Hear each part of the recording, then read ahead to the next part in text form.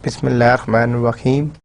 Today we have lecture number 27 and it's chapter number 27, WWW and HTTP, World Wide Web and HTTP protocol. In the last lecture we discussed TCP and UDP services. What are the differences in the TCP and UDP network, why we use TCP, why we use UDP networks. So today inshallah we will discuss WWW and HTTP protocol. HTTP stands for Hyper Terminal Text Protocol and WWW stands for World Wide Web. तो last lecture में हमने अपने TCP UDP protocols को discuss किया, उसके session management देखी कि TCP की सेशन मैनेजमेंट किस तरह होती है, UDP की सेशन मैनेजमेंट किस तरह होती है, कनेक्शन ओरिएंटेड और कनेक्शन लेस में डिफरेंसेस क्या होते हैं, TCP के जो सेशंस आपके इस्टेब्लिश होते हैं वो सेशंस आपके किस तरह इस्टेब्लिश होते हैं, सेशंस जो आपके अगर आपने सेशंस को टर्मिनेट करना है तो आप सेशंस को किस तरह टर्मिनेट करेंगे, सेशन की इस्टेब्लिशमेंट जो है वो किस तरीके से होगी। ये सारी चीज़ें हमने अपनी लास्ट लेक्चर में डिस्कस की थी, ठीक है। तो उसके अंदर जो इश्यूज़ थे वो ये इश्यूज़ थे कि आपको ये पता होना चाहिए कि TCP, क्योंकि हमने ये कहा था कि ट्रांसपोर्ट लेयर के ऊपर आपके जितने भी कनेक्शंस बन रहे हैं, एस्टेब्लिश होते हैं, सेशन आपके होते हैं, वो ट्रांसपोर्ट लेयर। अब ट्रांसपोर्ट लेयर आपको कनेक्शन ओरिएंटेड और कनेक्शन लेस दोनों तरह की सर्विसेज जो है प्रोवाइड कर रही थी, ठीक है। फिर हमने उसमें देखा कि उसमें विंडो साइज़ क्या है, सेशन आपका एस्टेब्लिश किस तरह होता है, एक्नॉलेजमेंट बिट क्या है, डाटा बिट क्या है, सीक्वेंस बिट क्या है, अर्जेंट बिट क्या है, यानी हेडर्स को हमने डिटेल में देखा। और उसके जो इश्यूज थे सेशन मैनेजमेंट के, डाटा लॉस के, ठीक है, डुप्लीकेशन के, वो सारी चीज़ें हमने लास्ट लेक्चर में कवर की थी। आज इंशाअल्लाह अभी हम जो एप्लीकेशन लेयर की तरफ हम अब इस कोर्स में मूव करेंगे, WWW and HTTP, world wide web and HTTP। World wide web देखें इस टाइम पे ऑलमोस्ट हमारे पाकिस्तान में, वर्ल्ड में I think even 5th-6th class का बच्चा भी फेसबुक, 7th क्लास का बच्चा भी फेसबुक यूज़ कर रहा है। इसका वर्ल्ड वाइड वेब की एप्लीकेशन है, मेल अकाउंट उसका भी है। तो अगर 6-7 में नहीं है तो 9-10 के तो हर जो स्टूडेंट है उसके पास अपना एक मेल अकाउंट है, उस ईमेल को, नेट को यूज़ कर रहा है। आज से 10-12 साल पहले ऐसा नहीं था। आपकी जो इंटरनेट सर्फिंग थी, जो आपकी इंटरनेट की सर्फिंग थी, जो आपकी इंटरनेट की जो ब्राउजिंग थी, वो आज से 5-7 साल पहले इस तरह का एनवायरनमेंट नहीं था। लेकिन अब जो है इंटरनेट की जो आपकी सर्फिंग है, जो आपकी ब्राउजिंग है, वो काफ़ी हद तक चेंज हो गया है। आलमोस्ट हर यूज़र, हर स्टूडेंट ही यूज़ कर रहा है। तो हम इस चैप्टर में देखेंगे कि वर्ल्ड वाइड वेब की क्या क्या फीचर्स हैं, HTTP किस तरह यूज़ किया जाता है, कहाँ कहाँ पे उसको यूज़ किया जा रहा है, ये जितने भी इश्यूज़ हैं वो हम सारे के सारे आज के लेक्चर में इंशाल्लाह ताला डिस्कस करेंगे, ठीक है, जिसमें हम डिटेल में जो है वर्ल्ड वाइड वेब और HTTP को कवर करेंगे। तो मैं स्टार्ट करता हूँ। फर्स्ट हम डिस्कस करेंगे वर्ल्ड वाइड वेब का आर्किटेक्चर, कि वो आर्किटेक्चर क्या है, वो किसके ऊपर बेस कर रहा है। The world wide web today is a distributed client server service. देखिए, हमने जब अपनी टोपोलॉजीज़ को डिस्कस किया था तो हमने कहा था कि हमारे पास बस, रिंग, मैश और हब, ये डिफरेंट टोपोलॉजीज़ हैं। उसमें जो हमारे पास स्टार टोपोलॉजी थी, जिसमें हमने क्लाइंट सर्वर की बात की थी।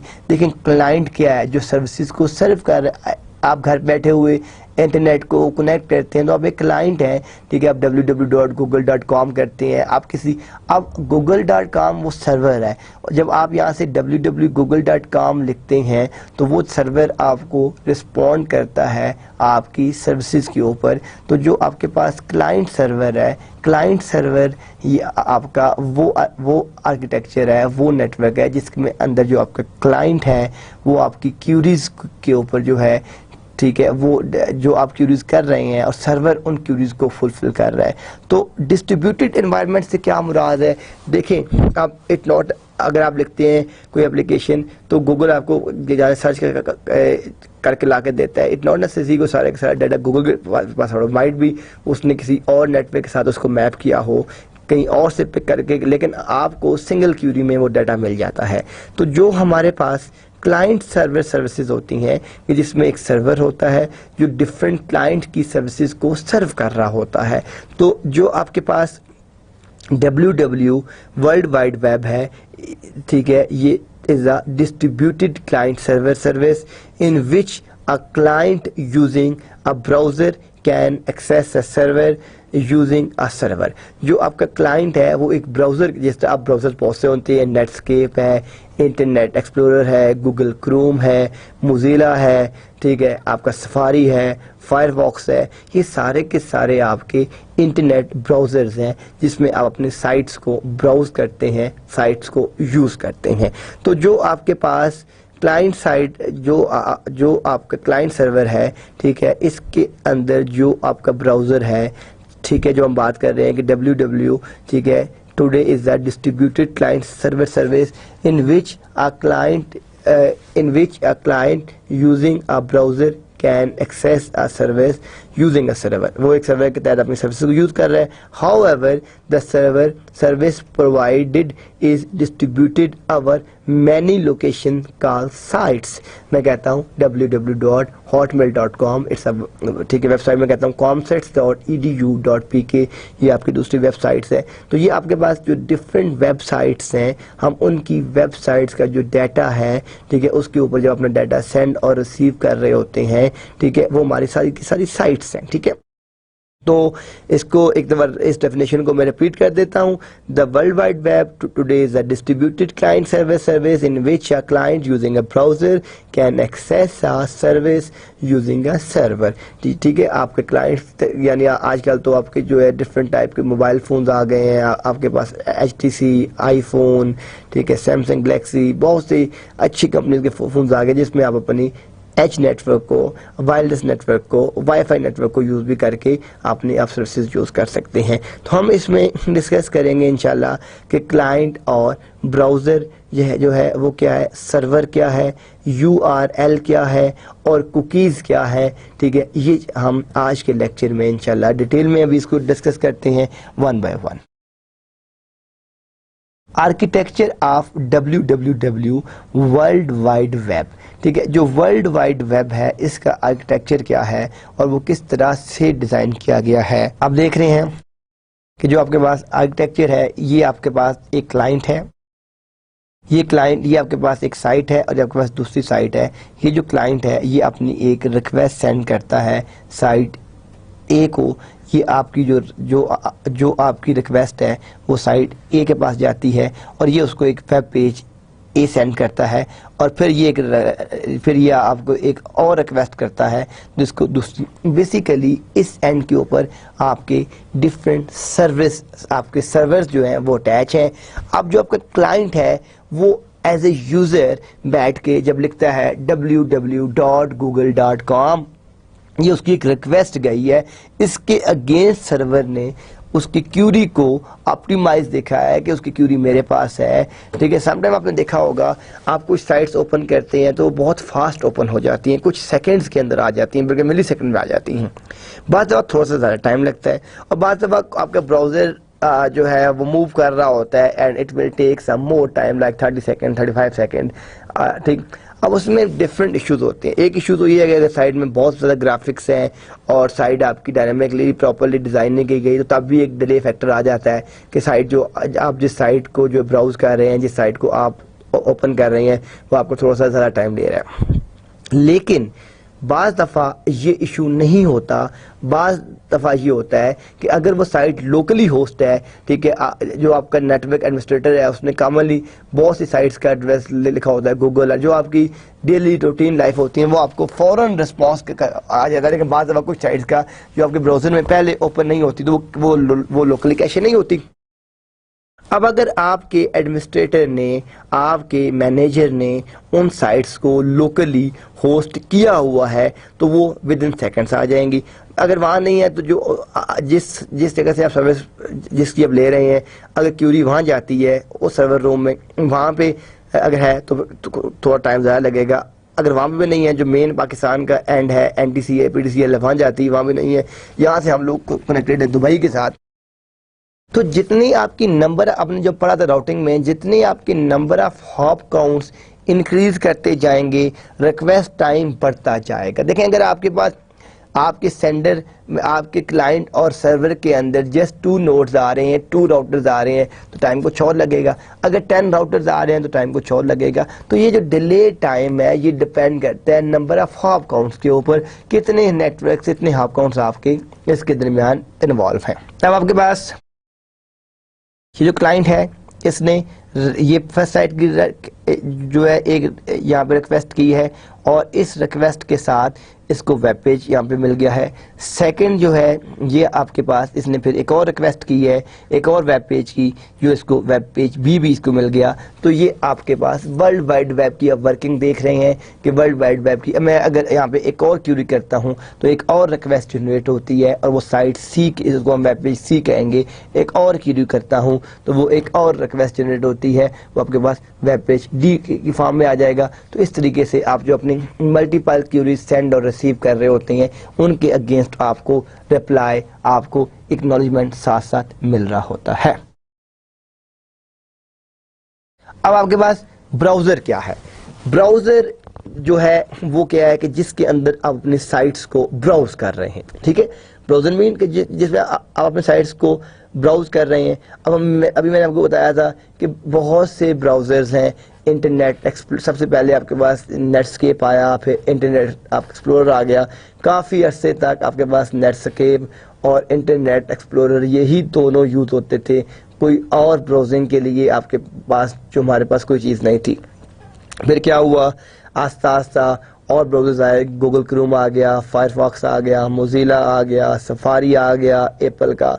तो अब आपके पास you have lot of options, ठीक है, जिनके अंदर आप अपने साइट्स को ब्राउज कर सकते हैं, साइट्स को यूज़ कर सकते हैं, अपने डाटे को सेंड और रिसीव कर सकते हैं, ट्रांसमिट कर सकते हैं। अब आपके पास जो ब्राउज़र आपके पास जो यहाँ पे आ रहा है, ये आपके पास आप देख रहे हैं, ये आपके पास एक कंट्रोलर है।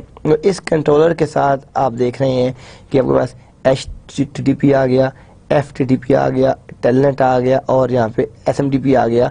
तो ये आपके पास एक जो है यानी ये आपके पास बहुत सी ब्राउज़र के अंदर जो आपकी जो एप्लीकेशन हैं HTTP यूज़ कर रहे हैं। हम पहले डिस्कस कर चुके हैं HTTP क्या है, क्या पोर्ट नंबर यूज़ करता है, किस तरह काम करता है। FTP आ गया, FTP किस तरह काम करता है, क्या चीज़ यूज़ करता है। टेलनेट आ गया, टेलनेट जो आपकी एक रिमोट यूटिलिटी है वो क्या काम करती है, किस तरह यूज़ होती है। SMTP आ गया, सिंपल मेल ट्रांसफर प्रोटोकॉल क्या है। अब आप देख रहे हैं यहाँ पे आपके पास जो इंटरप्रेटर्स हैं, जो आपके पास ये जो आपकी सिस्टम है, एक तो HTML है, हाइपर टेक्स्ट मार्कअप लैंग्वेज, जिसमें हम अपने वेब पेजेस बनाते हैं। आपके पास शुरू में जो टैगिंग लैंग्वेज थी वो आपके पास HTML की टैगिंग लैंग्वेज थी। फिर आपके पास जावास्क्रिप्ट आ गया, JSP जिसे हम कहते हैं, जावा सर्वलेट पेजेस कहते हैं, वो आ गया। फिर आपके पास जावा है। तो ये आपके डिफरेंट इंटरप्रेटर्स हैं जो आपके ब्राउज़र से सिस्टम तक आपके डाटे को सेंड और रिसीव कर रहे होते हैं, डाटे को ट्रांसमिट कर रहे होते हैं। ये आपके डिफरेंट इंटरप्रेटर्स हैं, ठीक है। तो ये आपके पास ये आपका ब्राउज़र आ गया था, ठीक है, और ये आपके पास आपका सिस्टम आ गया, ठीक है। तो इस ब्राउज़र में आप HTTP, FTP, टेलनेट, SMTP, ठीक है, और ये आपके पास डिफरेंट HTML, जावास्क्रिप्ट, जावा, ये आपके पास सारी वो चीज़ें आ गई। UL क्या है? Uniform resource locator. UL stand for, हम लिखते हैं www.google.com, हम लिखते हैं www.hotmail.com। तो UL क्या है? यूनिफॉर्म रिसोर्स लोकेटर, कि जो आपका पाथ बताता है। अब ये आपके पास बहुत ही ज़रूरी है। हम लोग दिन में 10 दफ़ा वेबसाइट खोलते हैं लेकिन हमें URL का नहीं पता होता, हमें उसमें जो चीज़ें यूज़ हो रही होती हैं हमें उसका नहीं पता होता, ठीक है। तो आपके पास ये जो आपका यहाँ पे आप देख रहे हैं कि जो आपके पास ये URL आ रहा है, अब इसमें आप देख रहे हैं कि आपके पास जो है आपका प्रोटोकॉल है, ठीक है, आपका होस्ट है, आपका पोर्ट है, आपका पाथ है, ये आपके पास सारे का सारा आपका एक जो है URL है। अब हमें यह नहीं पता होता कि इसके अंदर ये जो प्रोटोकॉल है ये क्या चीज़ है। H आप लिखते हैं, आपने जब ब्राउज़र में कभी काम किया हो तो आप देखें कि अभी हमें बल्कि आप लिखते हैं http://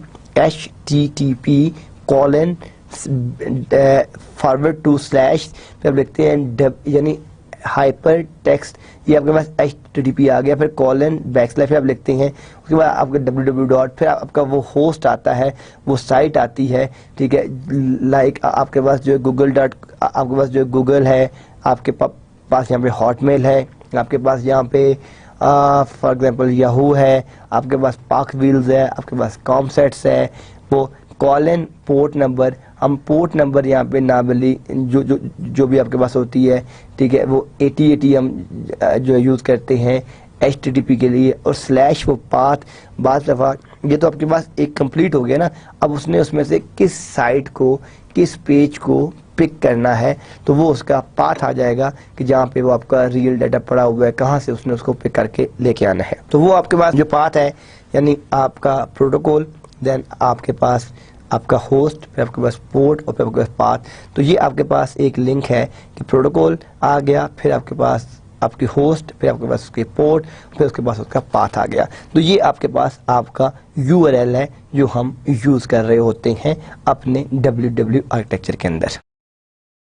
वेब डॉक्यूमेंट्स में क्या होता है, the documents in the WW world wide web can be grouped into 3 broad categories, ठीक है। अब जितनी भी आपके पास वर्ल्ड वाइड वेब है वो 3 ब्रॉड कैटेगरीज में है।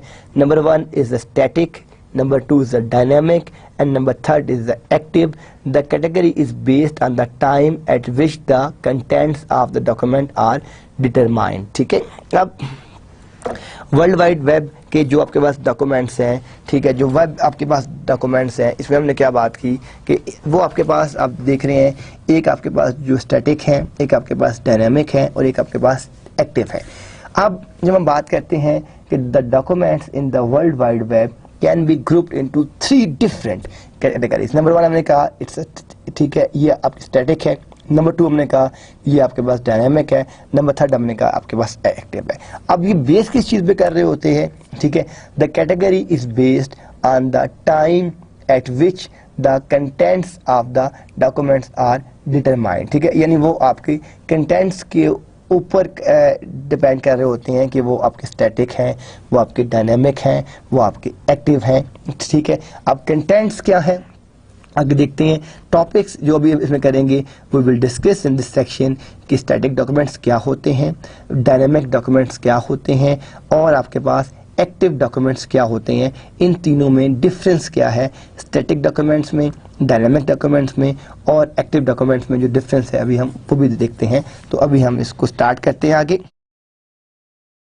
आप ये देख रहे हैं कि हमारे पास यहाँ पे ये एक स्टैटिक डॉक्यूमेंट है, ये आपके पास एक क्लाइंट है, ये आपके पास एक सर्वर है, ये इसने एक रिक्वेस्ट जनरेट की है और ये जो आपकी रिक्वेस्ट इसने जनरेट की है वो आप देख रहे हैं कि आपके पास एक स्टैटिक HTML डॉक्यूमेंट आ रहा है। HTML hyper text markup language जो है, यानी, और ये स्टैटिक क्या है, जो हमने एक दफ़ा बना के उस पर रख दिया। अब मैं जब भी वो चेंज करूँगा तो मुझे सर्वर के ऊपर उसको अपडेट करना पड़ेगा, वो ऑटोमेटिकली खुद से डाटे को अपलोड नहीं करेगा, चेंजेस नहीं करेगा। वो आपके पास क्या है, वो आपके पास एक स्टैटिक डॉक्यूमेंट है। तो जो क्लाइंट है ये आपके पास एक क्लाइंट है, ठीक है। अब ये और ये आपके पास एक सर्वर है। क्लाइंट जो है वो सर्विसेज ले रहा होता है, सर्वर आपको सर्विसेज सर्व कर रहा होता है। तो ये जो क्लाइंट है ये क्या करता है कि ये यहाँ से एक जो है वो सेंड करता है एक रिक्वेस्ट, ठीक है, सर्वर को। सर्वर उसकी रिक्वेस्ट पहले आपका, अब यहाँ पे सारी चीज़ें जो पहले पढ़ चुके हैं, TCP का 3-वे हैंडशेक क्या होता है, IP एड्रेस क्या होता है, ठीक है, सेशन आपका एस्टैब्लिश क्या होता है, ये सारी चीज़ें आपको पता है कि सेशन किस तरह आपका एस्टैब्लिश हो रहा है, ठीक है, 3-वे हैंडशेक किस तरह हो रहा है, लॉजिकल IP एड्रेस किस तरह साइन कर रहा है, ये सारी चीज़ें हम पहले देख चुके हैं। तो ये क्या करता है आपके पास कि ये एक इसको रिक्वेस्ट भेजता है, इस रिक्वेस्ट के अगेंस्ट एक HTML डॉक्यूमेंट आता है और वो स्टैटिक डॉक्यूमेंट आता है। वो जो डॉक्यूमेंट होता है वो स्टैटिक है, वो फिक्स्ड है, ठीक है, जो आता है। और वो HTML क्या है कि आपके पास हाइपर टेक्स्ट मार्कअप लैंग्वेज है जो आपकी यूज हो रही है आपके पास डेटे को कैच करने के लिए। तो ये आपके पास क्या है, ये आपके पास स्टैटिक HTML डॉक्यूमेंट है जो हम सेंड करता है ये सर्वर इसको। और ये आपके पास आपका, ठीक है। तो ये अब बेसिक किसकी एग्जांपल हो गई, ये आपके पास स्टैटिक डॉक्यूमेंट की एग्जांपल हो गई है कि जिसके अंदर आपके पास एक क्लाइंट है और आपके पास एक सर्वर है, ये आपको रिक्वेस्ट सेंड करता है, ठीक है जी। तो ये आपको बात समझ आ गई कि स्टैटिक डॉक्यूमेंट में क्या है। अब यहाँ पे बोल्ड फेस टैग्स क्या हैं, ये जब भी हम अपनी HTML टैगिंग करते हैं तो हम अपने बोल्ड फेस टैगिंग्स को यूज करते हैं। बोल्ड फेस टैग्स क्या हैं, ये आपके पास बोल्ड टैग है यानी लेस देन से शुरू होता है और ये आपका ग्रेटर देन के ऊपर एंड होता है, जिसको हम B कह रहे हैं। This is the text to be bold face. अब इसको जब भी आप बंद करेंगे, जब भी आप अपने HTML टैगिंग को यूज़ करते हैं, आप अपने HTML टैग्स को यूज़ करते हैं, तो आप इसको स्टार्ट करते हैं, ठीक है, और लेस देन से स्टार्ट करते हैं, टैग आप देते हैं, उसको बंद करते हैं। एंडिंग एंड के ऊपर जहाँ पे भी आपकी वो लाइन एंड होती है, ठीक है, टेक्स्ट एंड होता है, आप उसको फॉरवर्ड स्लैश के साथ आगे उसको एंड करते हैं। तो ये यानी एक आपके पास बोल्ड टैग होता है, एक आपके पास यहाँ पे एंड बोल्ड होता है। तो इन दोनों चीज़ों को हम यूज़ करते हैं, बोल्ड टैग को भी यूज़ करते हैं और अपने एंड बोल्ड को भी यूज़ करते हैं। बोल्ड टैग जो है वो आपके पास जो आपका यूज़ हो रहा है वो आपका B के साथ हम यूज़ कर रहे हैं, और जब आप उसके साथ स्लैश B करते हैं तो आपके पास आपका एंड बोल्ड है, ठीक है। तो ये एक आपके पास बोल्ड हो गया और एक आपके पास एंड बोल्ड हो गया। अब effect of bold face tags, उसके इफेक्ट्स क्या होते हैं जब आप अपने बोल्ड फेस टैग्स को यूज़ करते हैं। तो अब हमने ये भी देखना है कि उसके इफेक्ट्स क्या है, बोल्ड फेस टैग्स के क्या क्या आपके इफेक्ट्स हैं, वो आपके किस तरीके से उसका इफेक्ट क्या आ रहा है। अब आप ये फर्स्ट देखें कि this is the text to be bold face, ठीक है। ये अब यहाँ पे आपने B लिखा, यहाँ पे आपने this is the text to be bold face, यहाँ पे आपने अपना जो भी टेक्स्ट लिखना है आप वो अपना सारे का सारा टेक्स्ट प्लेस करेंगे। उसके बाद आप उस बोल्ड फेस को जब क्लोज करेंगे तो greater than symbol then slash B। तो अब ये करके ये यहाँ पे आपने लिख दिया दिस इज द टेक्स्ट।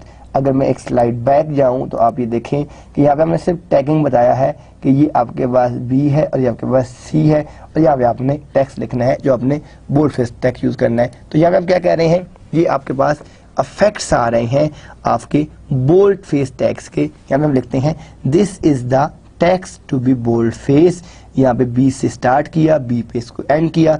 यही आपकी जब रिक्वेस्ट जाती है तो ये रिक्वेस्ट आपके पास आपके ब्राउज़र में जाती है। ये आपका वो ब्राउज़र है जो इसको यूज़ कर रहा है। ये ब्राउज़र क्या करता है कि इसको फॉरवर्ड करता है, this is the text to be bold faced.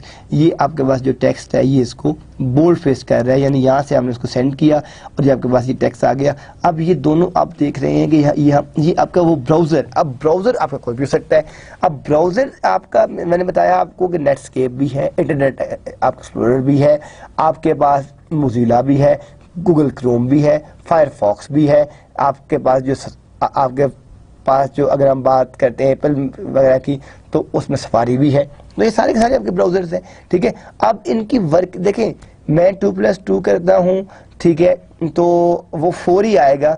मैं अगर उसको मैं डेल के लैपटॉप पे करूं या मैं एसर के लैपटॉप पे करूं या मैं उसको कैलकुलेटर पे करूं या अपनी वॉच पे करूं, आंसर विल बी सेम। अब मैं अगर www.google.com अगर ओपन करता हूं मोज़िला में तो वहाँ भी वही साइट रहेगी। मैं अगर उसको करता हूं इंटरनेट एक्सप्लोरर में तो वहाँ भी वो साइट रहेगी। ये नहीं होगा कि मैं अगर उसको गूगल क्रोम में करूँ तो कुछ और आ जाए, मैं उसको अगर मोज़िला में करूँ तो कुछ और आ जाए। हर जगह पे जो आपकी साइट है दैट शुड बी सेम, उसके कंटेंट्स जो हैं वो सेम रहेंगे, उसके कंटेंट्स जो हैं वो चेंज नहीं हो सकते। ये नहीं हो सकता कि वो मोज़िला में कोई और लुक दे रहा हो, गूगल क्रोम में कुछ और लुक दे रहा हो, no it will be same, ठीक है। क्योंकि बेसिकली हम लैंग्वेज की बात कर रहे हैं, ब्राउज़र का काम है वो उसने वही चीज़ उसको देनी है, ठीक है। तो ब्राउज़र डिफरेंट वेंडर्स ने बनाए हैं, लेकिन जो उसमें कोडिंग है, जो उसमें टेक्सटिंग हो रही है, जो उसमें वर्किंग हो रही है, दैट वुड सेम, ठीक है, वो सब में सेम है। तो जब हम यहाँ लिखते हैं तो ये आपके पास क्या है,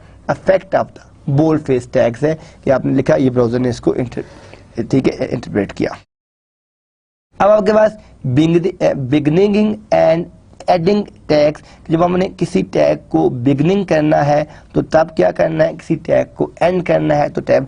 ये बेसिकली HTML और वेब डेवलपमेंट एक पूरी फील्ड है, ठीक है। जिस तरह बात करते हैं आपके पास कंप्यूटर साइंस में एक नेटवर्किंग फील्ड है, एक सॉफ्टवेयर इंजीनियरिंग फील्ड है, एक आपकी जो प्रोग्रामिंग है, एक वेब डेवलपमेंट, वेब डिजाइनिंग है।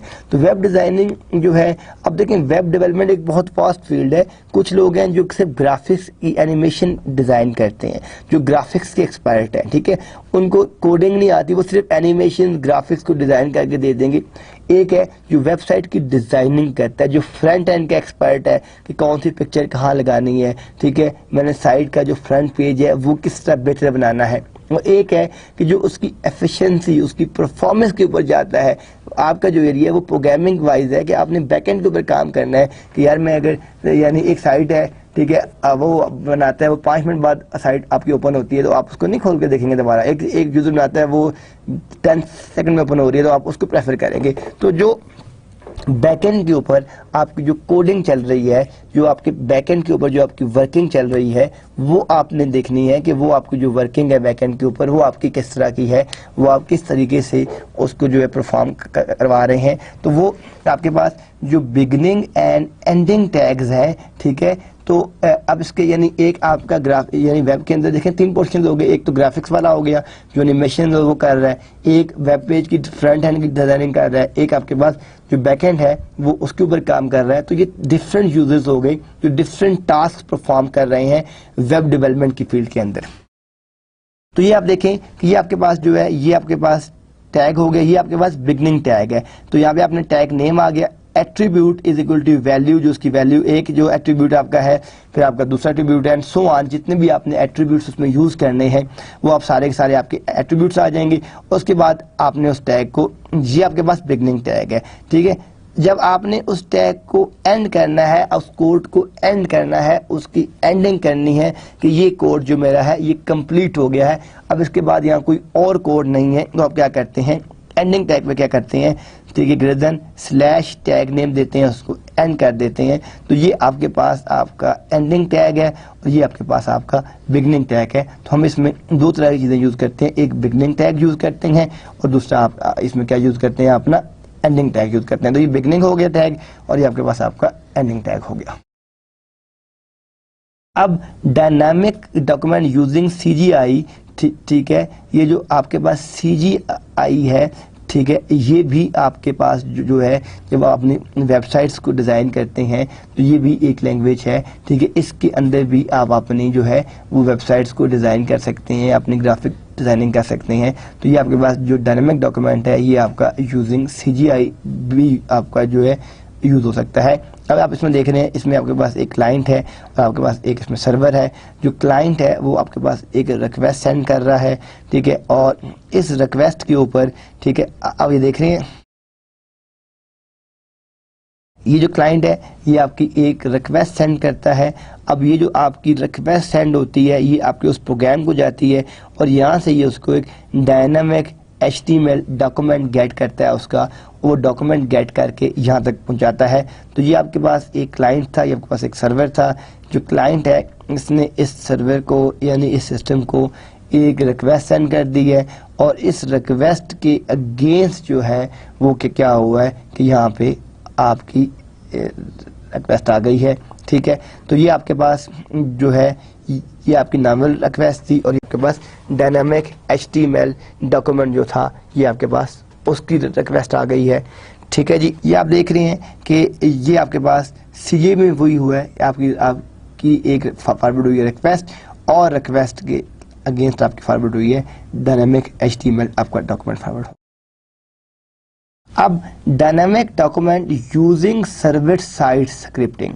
अब जो आपके पास डायनामिक डॉक्यूमेंट है इसमें जो आपकी सर्वर साइड की स्क्रिप्टिंग हो रही है वो किस तरीके से हो रही है। जो आपके पास ये देख रहे हैं फिगर 27.9 है कि यहाँ पे हम अपने जो डायनामिक डॉक्यूमेंट्स कर रहे हैं इसमें अपनी सर्वर साइड की जो अब आपके पास जो सर्वर एंड है आप अपने सर्वर एंड के ऊपर जो है वो आप किस तरीके से उसको कर रहे हैं। ये आपने अपने क्लाइंट को एक सेंड की रिक्वेस्ट सर्वर के पास गई और सर्वर ने सेंड की वापस। अब ये आपके पास एक डायनामिक HTML डॉक्यूमेंट आ गया है। आप ये देख रहे हैं run the script inside the HTML document. अब ये देखिए वो स्क्रिप्ट क्या है, स्क्रिप्ट आपका लाइन ऑफ कोड है, जो आपके पास डिफरेंट लाइंस जो कोड क्या है, जो लाइन के कोड है वो है। अब आप मैं लिखता हूँ 2 + 3 - 2 /6 × 6। ये मेरी एक इक्वेशन है जो मैं मैनिपुलेट करता हूँ, जो मैं रन करता हूँ। तो अब यहाँ पे क्या हो रहा है कि यहाँ पे आपके पास आप जो लिख रहे हैं ये वो स्क्रिप्ट है जो रन होगा इनसाइड HTML डॉक्यूमेंट के अंदर, और उसके बाद वो वापस जाएगा as a dynamic document, HTML document वापस जाएगा क्लाइंट के पास। तो यहाँ पे आपने क्या किया है कि जो क्लाइंट है उसने अपनी एक यहाँ पे सेंड कर दी है, ठीक है, एक अपनी रिक्वेस्ट, वो रिक्वेस्ट सर्वर के पास गई है। सर्वर ने क्या किया है कि एक स्क्रिप्ट रन की है इनसाइड द HTML डॉक्यूमेंट, जो आपके पास डॉक्यूमेंट है। रन करने के बाद आपको एक डायनामिक HTML डॉक्यूमेंट वापस क्लाइंट को सेंड कर दिया है। तो ये आपके पास क्या है, dynamic document using server side script. अब यहाँ पे अगर मैं बैक जाता हूँ तो यहाँ पे आपके पास ये तो एक डॉक्यूमेंट था CA के थ्रू। अगर मैं और बैक जाता हूँ तो ये आपके पास टैगिंग थी। यहाँ पे क्या है कि यहाँ पे जो आपकी डायनामिक है, जो आपकी स्क्रिप्टिंग हो रही है वो क्लाइंट एंड पे नहीं हो। यहाँ पे जो कंसेप्ट मैं आपको समझाना चाह रहा हूँ कि आपकी स्क्रिप्टिंग दो तरह की होती है, एक क्लाइंट एंड के ऊपर होती है, एक आपकी सर्वर एंड के ऊपर होती है। तो यहाँ पे जो आपकी स्क्रिप्टिंग हो रही है वो आपकी सर्वर एंड के ऊपर हो रही है। जो आपका सर्वर है वो उसके ऊपर आप कर रहे हैं run the script inside the HTML document. जो आपका डॉक्यूमेंट HTML है आप उसके इनसाइड अपनी कर रहे हैं, आप उसको क्लाइंट साइड के ऊपर नहीं कर रहे। तो यहाँ पे आपकी जितनी भी स्क्रिप्टिंग होती है वो सारी की सारी आपकी सर्वर साइड के ऊपर हो रही है, वो आपकी क्लाइंट साइड के ऊपर नहीं हो रही। Dynamic documents are sometimes referred to as server side dynamic document। मैं वापस इस स्लाइड की तरफ जाता हूँ। यहाँ पे वही बात हो रही थी कि ये आपके पास डायनामिक डॉक्यूमेंट भी है, dynamic document using server side, यानी जो आपकी सर्वर साइड की स्क्रिप्टिंग है उनको हम डायनामिक डॉक्यूमेंट्स भी कहते हैं। यहाँ पे यही की पॉइंट हम डिस्कस कर रहे हैं कि जो आपके डायनामिक डॉक्यूमेंट्स हैं are sometimes referred to as server side dynamic document. हम उनको कुछ केसेस में सर्वर साइड डायनामिक भी कहते हैं।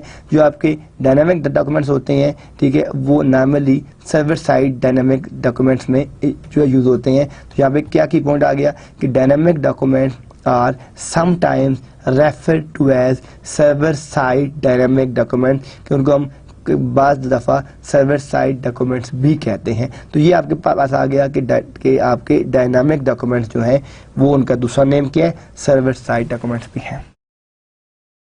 अब आपके पास active documents using Java applets. Java is the language, ठीक है, जो आपकी एक पूरी लैंग्वेज में जावा बीन्स है, जावा RMI है, जावा कोरबा है, ठीक है, यानी ये भी एक पूरी फुल फ्लैज एक फील्ड है, ठीक है, जिसके अंदर डिफरेंट ऑप्शंस हैं, हम इसको यूज़ करते हैं। यहाँ पे अभी हम बात बेसिकली वेब की कर रहे हैं, तो हम वेब वाली साइड में रहेंगे, हम जावा वाली साइड में नहीं जा सकते।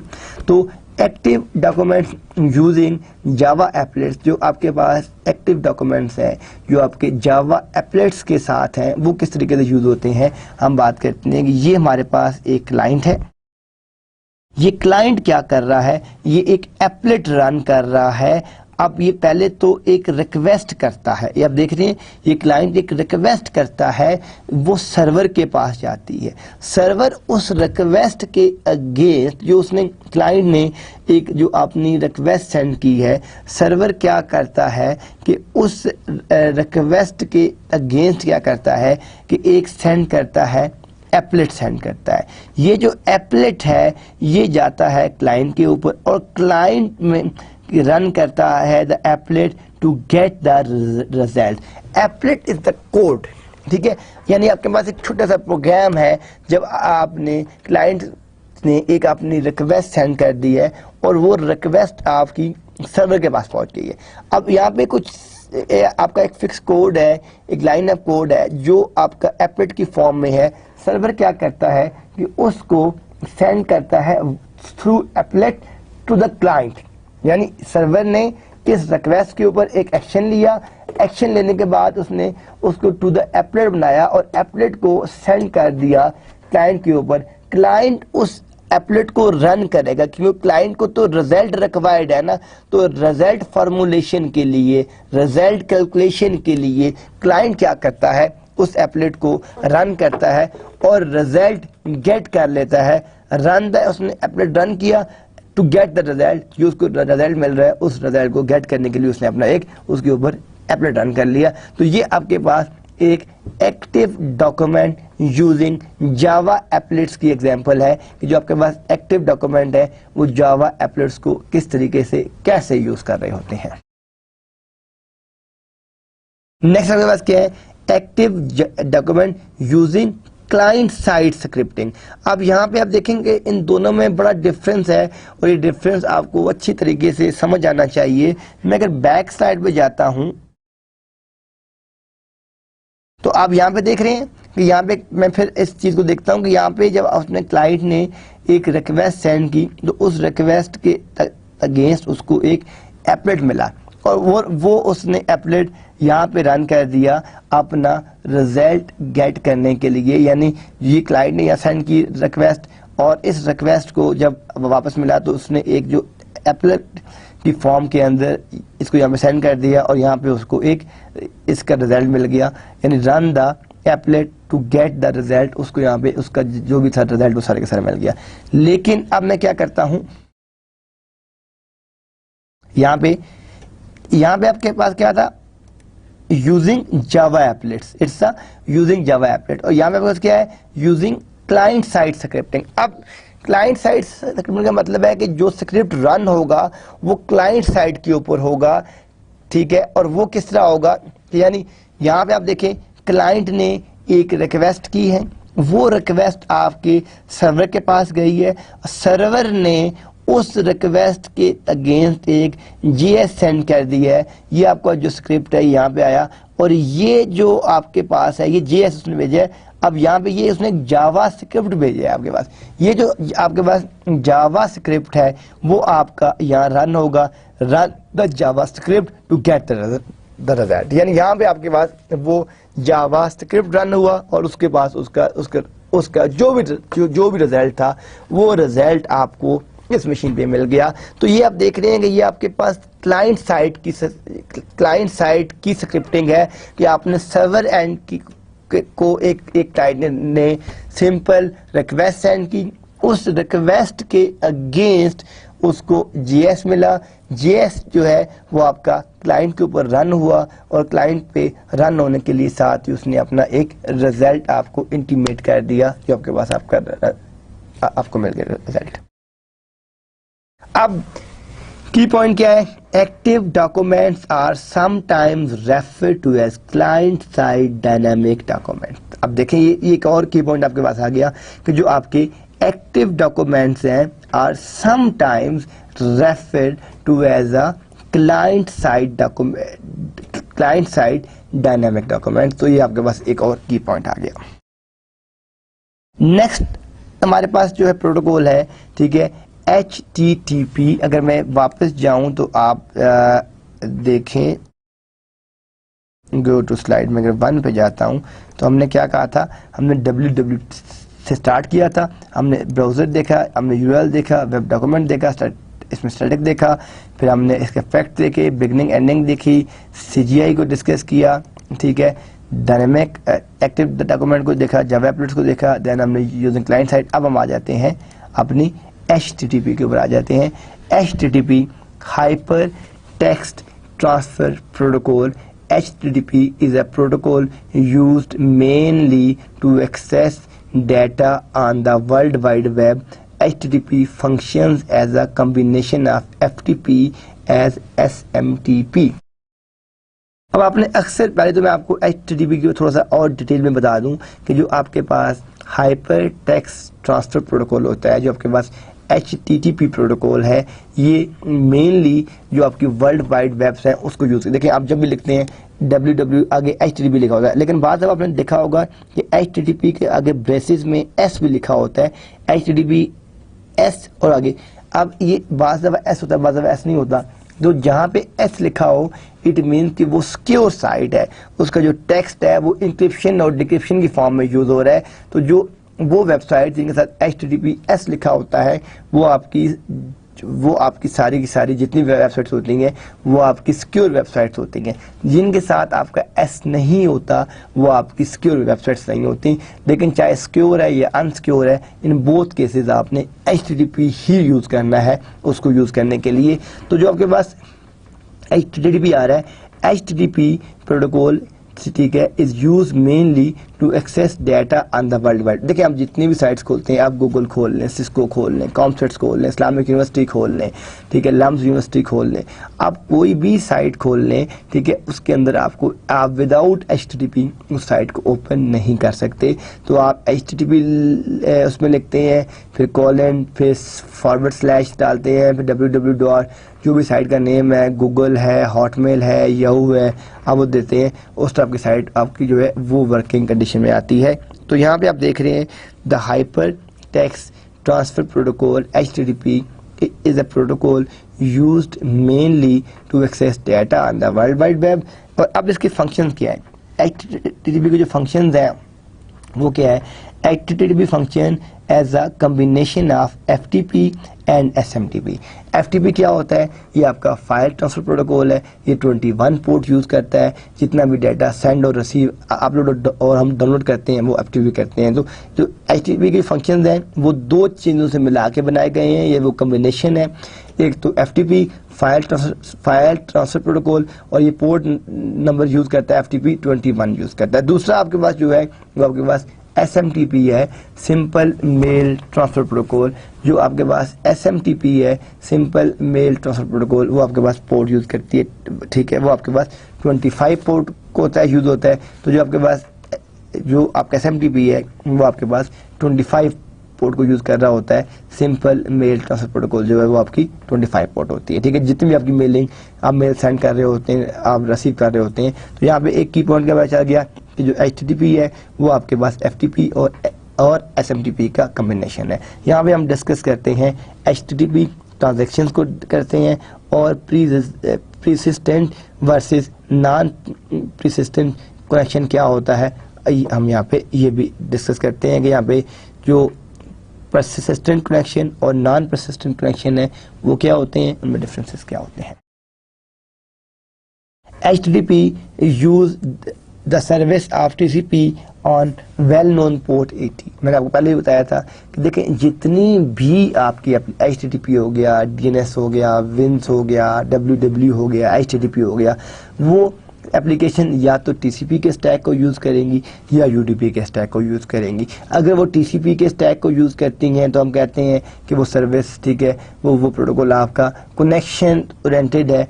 और अगर वो UDP के स्टैक को यूज़ करेंगी तो हम कहेंगे कि वो आपका वो जो आपकी सर्विस है, वो जो आपका प्रोटोकॉल है वो आपका कनेक्शन लेस है। तो ये आपके ऊपर डिपेंड करता है कि आपको किस टाइप की सर्विस चाहिए, किस तरह का आपको नेटवर्क चाहिए। तो बहरहाल जो HTTP की हमने जो अपनी पोर्ट्स की बात की थी कि हमारी पोर्ट्स जो है 1 से लेकर 1023 तक आपकी जो आपकी 1 से लेकर 1023 तक हैं वो आपकी वलन पोर्ट्स हैं, और बाकी आपकी जितनी भी पोर्ट्स हैं 1024 से लेकर 65,534 तक वो आपकी प्री डिफाइंड पोर्ट्स हैं। तो HTTP की जो पोर्ट है वो आपकी 80 पोर्ट है, ये आपकी फिक्स पोर्ट है जो यूज़ होती है आपकी HTTP के लिए। अब HTTP की जो ट्रांजेक्शन होती है इट्स 2-वे ट्रांजेक्शन है, बहुत सिंपल सी है। इसके अंदर हम एक जो आपका क्लाइंट है वो एक रिक्वेस्ट सेंड कर रहा होता है सर्वर को, और सर्वर उस क्लाइंट के ऊपर उसको रिस्पॉन्स दे रहा होता है। यानी आप ये देखें यहाँ पे ये जो आपका क्लाइंट था, ठीक है, इस क्लाइंट ने एक रिक्वेस्ट सेंड की है टूवर्ड्स द सर्वर, सर्वर ने इसको रिस्पॉन्स दे दिया है क्लाइंट को। अगर इसने लिखा है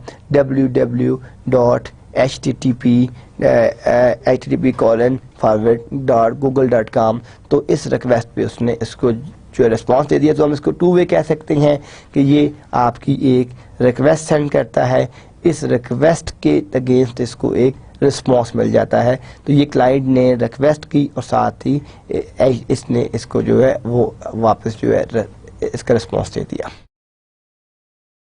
अब रिक्वेस्ट एंड रिस्पॉन्स मैसेजेस के अंदर क्या क्या डिफरेंस होता है, अभी हम वो देखते हैं। ये आपके पास रिक्वेस्ट मैसेजेस हैं, ये आपके पास रिस्पॉन्डिंग मैसेजेस हैं। रिक्वेस्ट के अंदर क्या होता है, रिक्वेस्ट लाइन जाती है एक, ठीक है।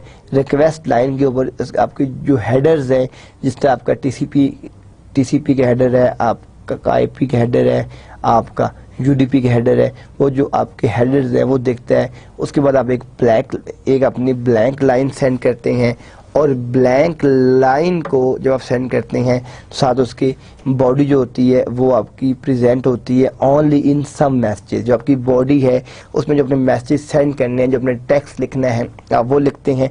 ये सारे का सारा आपके पास क्या है, ये आपके पास एक आपका रिक्वेस्ट मैसेज है जो आप ट्रांसमिट कर रहे हैं।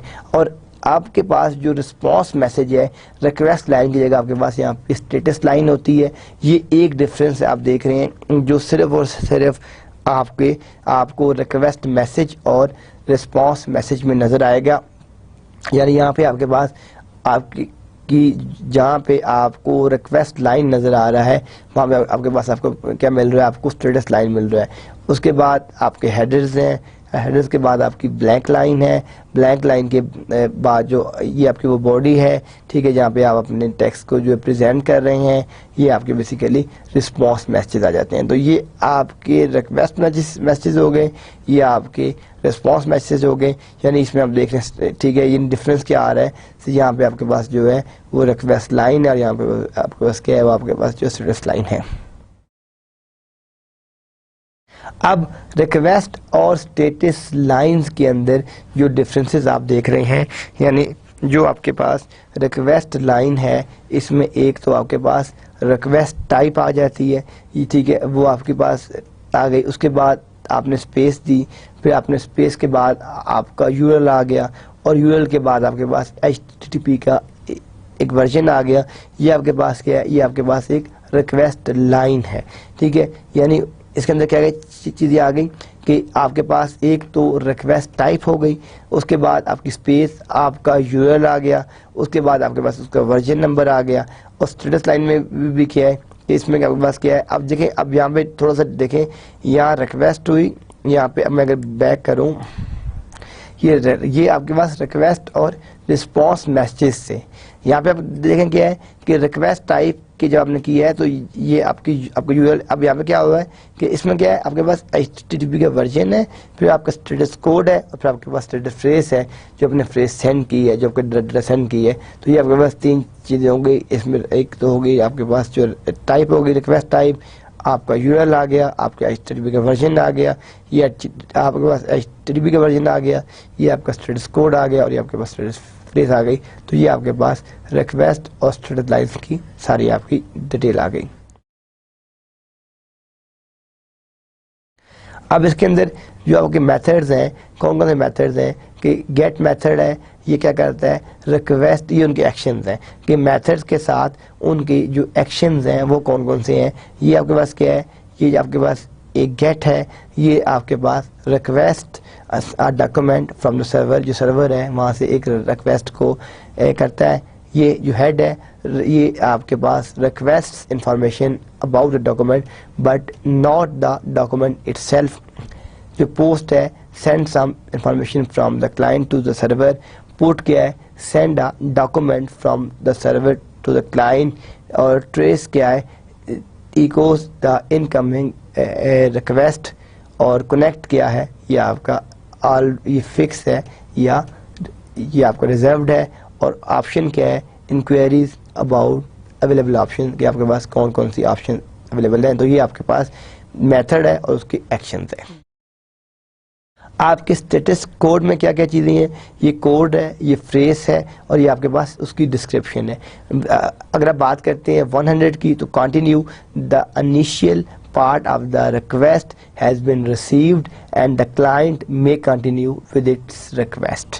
101 आपकी switching है, the server is complying with the client with the client request to switch protocols defined in the upgraded header.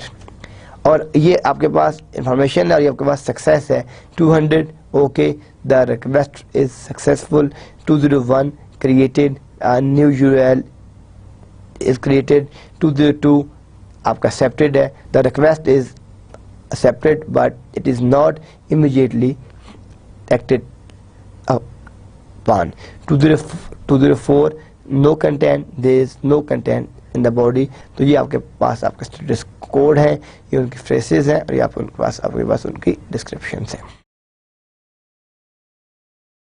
Continue ये 301 है ये आपके पास ये इसका काम क्या है ये आप देख रहे हैं रीडायरेक्शन है ये आपको करता है move permanent the requested URL is no longer used by the server 302 move temporarily the requested URL has moved temporarily 304 not modify the document has not been modified client error क्या है 400 bad request there is a syntax error in the request 401 unauthorized the request lacks proper authorization 403 forbidden service is denied 404 not found the document is not found 405 method not allowed the method is not supported in the URL 406 not acceptable the format requested is not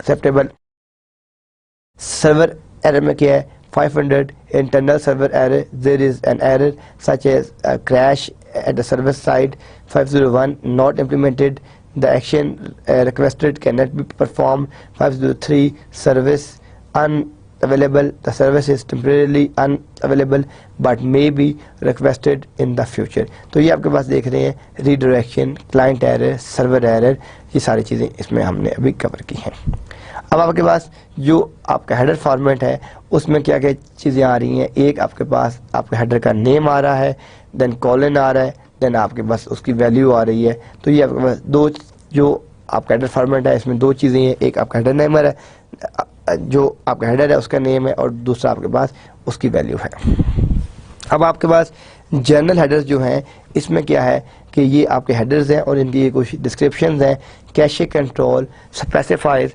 information about caching जो आपकी caching होती है ये उसकी आपको description दे रहा होता है कनेक्शन है shows whether the connection should be closed और नॉट कनेक्शन आपका क्लोज्ड है या ओपन है ये वो आपको बता रहा होता है date shows the current date के current date आज क्या है mime version shows the mime version को आप कौन सा माइम वर्जन यूज कर रहे हैं अपग्रेड आपको क्या चीज़ शो कर रहा होता है ठीक है ये आपको specifies the preferred communication protocol जी जो आपका कम्युनिकेशन प्रोटोकॉल है ये उसको स्पेसिफाई कर रहा होता है तो ये आपके जनरल हेडर्स हैं और उनकी डिटेल्स हैं जो आप यहाँ पे यूज करते हैं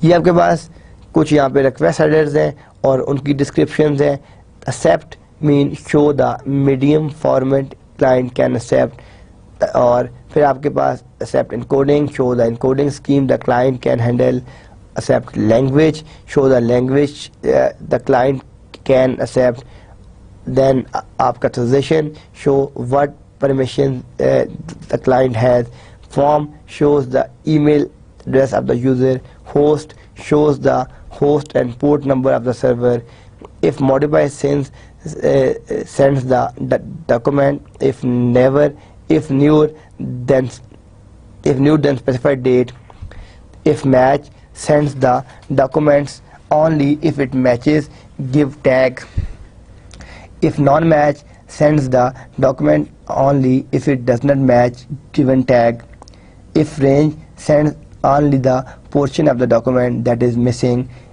if unmodified sends the document if not changed sends specified date user agent identify the client program तो ये आपके पास डिफरेंट रिक्वेस्ट आपके हेडर से उनके हेडर के साथ उनकी डिस्क्रिप्शन है रिस्पॉन्स हेडर्स में क्या क्या आता है ठीक है आपके पास जो आप का जो फर्स्ट है इसमें है ठीक है इसमें आता है एक्सेप्ट आपकी range shows if server accept the range range requested by client. Age shows the age of the document. Public shows the supported list of methods. Retrieve after इसमें show specifies the date after which the server is available. Server shows the server name and version number. ये आपके headers हैं और साथ उनकी description है. Then आपके पास entity headers हैं. Entity headers में क्या है कि allow list valid, इसकी क्या description है कि list valid methods that can be used with the URL. Content encoding है, ये आपकी encoding scheme को specify कर रही होती है. Content language है, ये आपकी language को specify कर रही होती है. Content length है, ये आपकी डॉक्यूमेंट की लेंथ शो कर रही होती है. कंटेंट आपकी रेंज है, ये डॉक्यूमेंट की जो रेंज होती है वो शो कर रही होती है. ये टाइप है, जो मीडियम टाइप को बता रहा होता है. ई टैग है, ये एंटिटी टैग दे रहा होता है. एक्सपायर्स है, gives the date and time when contents में change. Last modify gives the date and time of the last change है, जो आपकी लास्ट चेंज हुई है वो कब हुई है. और आपके पास आपकी जो लोकेशन है, ये आपको specify the location of the created और मूव डॉक्यूमेंट. अब इसकी क्या एग्जांपल्स हैं, हम एग्जांपल भी देखते हैं. This example retrieves a document. We use the get method to retrieve an image with the path /usr/bin image1. The request live shows the method get the URL and HTTP version 1.1. The header has 2 lines that shows that the client can accept images in the GIF or JPEG format. The request does not have a body. The response message contains the status line and 4 lines of header. The header lines define the date, server, MIME version, and length of the document. The body of the document follows the header. See figure. अभी हम next figure देखते हैं. ये हमारे पास figure आ गई 27.16. अब ये देख रहे हैं कि ये यहाँ पे एक क्लाइंट है और ये सर्वर है. रिक्वेस्ट गेट मेथड जब ये मेथड करता है get/user/bin/image1, ये आपका इसने इसको एक्सेप्ट किया, इस इमेज को फिर एक्सेप्ट किया. ये एक हमने गिफ भेजी है, एक हमने जेपीजी भेजी है, और इसके रिस्पॉन्स में उसने HTTP नंबर 1 भेजा, इसको 200 ओके किया. डेट सर्वर ने बता दी कि मंडे है, जो डेट टाइम था वो बता दिया. सर्वर उसने बता दिया चैलेंजर है. माई वर्जन बता दिया. कंटेंट लेंथ दे दी. तो जब आपने रिक्वेस्टिंग की है तो सेंडिंग में उसको रिस्पॉन्स में उसने जितनी भी चीज़ें थी वो ठीक है, बॉडी ऑफ द जो आपकी बॉडी ऑफ द डॉक्यूमेंट है वो उसने भेज दिया, साथ ही उसने आपको उसका रिस्पॉन्स भेज दिया. तो ये आपकी ये उसने एक रिक्वेस्ट सेंड की थी और साथ उसका एक जो है इसका रिस्पॉन्स आ गया था. In this example, the client wants to send data to the server. We use the post method. The request line shows the method post URL and HTTP version 1.1. There are 4 lines of header. The request body contains the about information.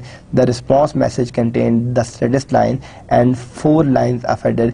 The created document, which is the CGI document, is including as body. See figure 27.17. अब आप इसमें देखें, इसमें क्या हो रहा है कि ये आपके पास ये आपका क्लाइंट है, इसने सेंड किया post/cgi.bin/doc, या इसको इसने एक्सेप्ट किया static. ठीक है, ये इमेज गिफ जेपीजी लेंथ, आप ये इसकी इनपुट इंफॉर्मेशन सारी की सारी, और इसके रिस्पॉन्स में इसने HTTP ये वर्जन दे दिया 200 ओके. ठीक है, डेटा आ गया, सर्वर चैलेंज आ गया, माइम उसका वर्जन नंबर आ गया, कंटेंट लेंथ आ गई, और आपके पास जो आपका बॉडी का डॉक्यूमेंट था सारे का सारा आपका वो डॉक्यूमेंट भी आ गया जो आपने यहाँ पे सेंड किया है. HTTP use ASCII characters, a client can directly connect to a server using Telnet। हम Telnet की लैब भी कर चुके हैं, देख भी चुके हैं Telnet क्या होता है, किस तरह काम करता है, which logs into ports 80। See next slide, the next 3 lines shows that the connection is successful। We then type the 3 lines, the first shows the request line get method, the second is the header defining the host, the third is a blank terminating the request, the server response is 7 lines starting with the status line, the blank line at the end terminates the server response, the file of 14,230 lines is received after the blank line not shown here, the last line is the output by the client। ये आपके पास एक example हम next slide में इसको देखते हैं। अभी देखें हमने सारी लैब्स भी की थी कि टैलेंट की लैब किस तरह होती है, उसको परफॉर्म किस तरह होता है। मैंने प्रीवियस जो आपके 2-3 पिछले लेक्चर से हमने राउटिंग के अंदर कंप्लीट टैलेंट की लैब की थी। हमने अपने राउटर लगाए थे, स्विचेस लगाए थे, नेटवर्क डिज़ाइन किए थे, फिर उसके साथ जितनी भी टैलेंट की लैब्स थी हमने सारी की सारी अपनी लैब्स भी परफॉर्म करके देखी थी कि टैलेंट आपका किस तरीके से कैसे काम कर रहा है। तो आप ये देखें कि $साइन आपने टैलेंट किया, ये आपका वो होस्ट नेम आ गया, ठीक है, ये पोर्ट आपकी आ गई, आप ये ट्राइंग कर रहा है, ठीक है, connecting to this escape character get, ये आपका वो मैसेज आ गया, ठीक, फ्रॉम, ये उसने इसको ओके किया, ये आपके पास डेट आ गया, ये आपका सर्वर का इसमें नाम आ गया कि आपका अपाची का सर्वर है, ये आपके पास जो 1.3.9 है, ये आपका यूनिक्स का है, ये आपका जे सर्वर है, ये PHP का कोड आ गया, ये माइम वर्जन आ गया, इसका टाइप आ गया, ये सारी की सारी जो डिटेल है आपकी सारी की सारी इसमें शामिल हो गई कि आपके पास कौन सा सर्वर है, आपके पास जो है वो कौन सी पोर्ट नंबर है, क्या चीज़ है, सारे आपके पास इसमें डाटा आ गया। तो HTTP version 1.5 specifies a persistent connection by default। अब जो आपके पास HTTP का जो वर्जन है 1.1, ये ठीक है, ये आपका स्पेसिफाई करता है persistent कनेक्शन, जो आपके बाय डिफ़ॉल्ट कनेक्शंस हैं, ये आपको उन तमाम को persistent बाय डिफ़ॉल्ट कनेक्शंस कहता है। सो लास्ट में ये इसकी जो की पॉइंट है, HTTP version 1.1 specifies a persistent connection by default.